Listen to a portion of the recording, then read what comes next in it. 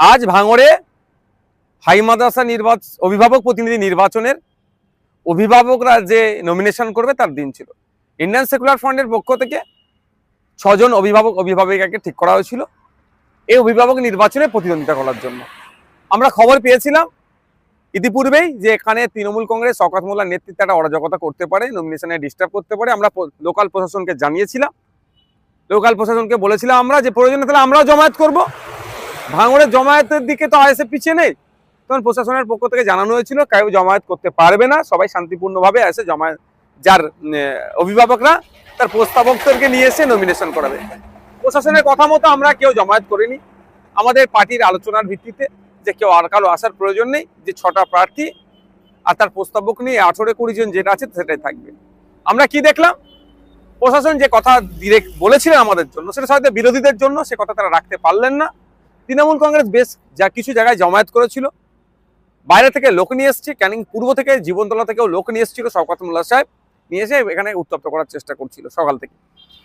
আমাদের যখন যারা অভিভাবকরা তাদের আপনার প্রার্থী প্রস্তাবকদেরকে নিয়ে থানার ওখানে পৌঁছায়, মানে একটা পয়েন্ট করা ছিল, ওখান থেকে আমরা একসাথে গিয়ে আমাদের মাদ্রাসায় গিয়ে নমিনেশন দেবে। আমরা ভিডিও দেখতে পেলাম, আমাদের কাছে ফুটেজও আছে। থানার মধ্যে থেকে তৃণমূল কংগ্রেসের আহসান মোল্লার নেতৃত্বে, যে আহসান মোল্লা শওকত মোল্লার ঘনিষ্ঠ, তাদেরকে টেনে বার করে নিয়ে যে মারধর করার পক্ষ, পরে পরে প্রশাসন সবাইকে যাদের আক্রান্ত হয়েছে, যারা থানার মধ্যে ছিল, থানার কম্পাউন্ডের মধ্যে ছিল, তাদেরকে বার করে দিল, মারধর করেছে, মহিলারাও বাদ যায়নি। প্রশাসন বললেন যে কাউকে জামায়াত করতে দেব না, নিশ্চিন্তে থাকো।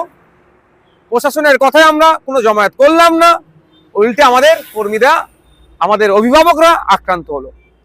আমরা এই বিষয়টা ছাড়বো না, আমরা এই বিষয়টা ছাড়বো না।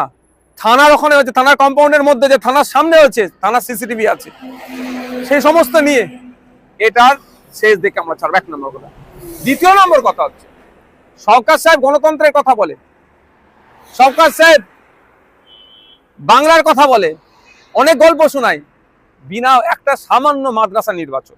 ভাঙড়ে নাকি আইএসএফ শেষ হয়ে গেছে, ভাঙড়ে নাকি আইএসএফ নাই, তাহলে একটা শওকত সাহেবরা তো পারতো, সুযোগ ছিল অভিভাবকগুলোকে অভিভাবক নির্বাচনে অংশগ্রহণ করা, যে আইএসএফ কটা অভিভাবকদের ভোট পাই বা তৃণমূল কটা ভোট পাই, এটাও তারা চেক করতে পারতো।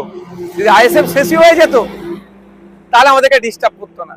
আমাদের কর্মীরা আঘাত পেয়েছে, আমাদের কর্মীরা হসপিটালাইজ আছে, ট্রিটমেন্ট করতে নিয়ে গেছে ব্যাপকভাবে, যেমন মহিলারাও আমাদের বাদ যায় না।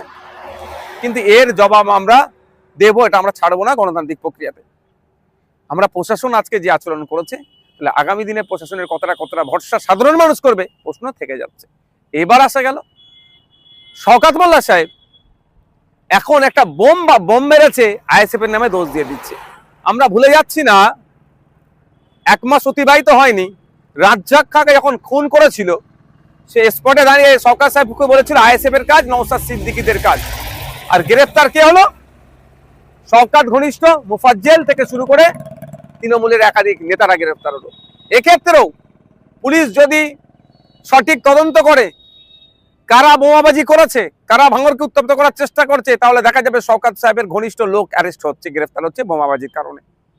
শওকত সাহেব দ্বারা যখন গণতন্ত্র আক্রান্ত বিপন্ন, সেই সময় শওকত সাহেব দেখছেন একটা বোমাবাজি করিয়ে দিয়ে আইএসএফ এর নামে দোষটা চাপিয়ে দেবো।